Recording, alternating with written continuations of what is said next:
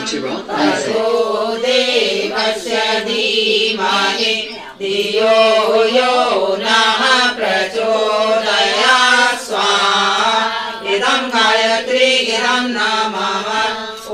भूर्भुवः स्वः तत्सवितुर्वरेण्यं भर्गो देवस्य धीमहि धियो यो नः प्रचोदयात् स्वाहा इदं गायत्री इदं नमः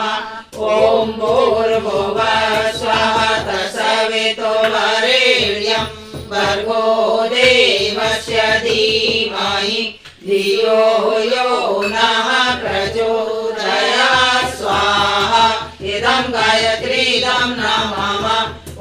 भूर्भुवः स्वः तत्सवितुर्वरेण्यं भर्गो देवस्य धीमहि धियो यो नः प्रचोदयात् स्वाहा इदं गायत्री इदं नमः ॐ भूर्भुवः स्वः तत्सवितुर्वरेण्यं भर्गो देवस्य धीमहि धियो यो नः प्रचोदयात् स्वाहा इदं गायत्री इदं नमः ॐ भूर्भुवः स्वः तत्सवितुर्वरेण्यं भर्गो देवस्य धीमहि धियो यो नः प्रचोदयात्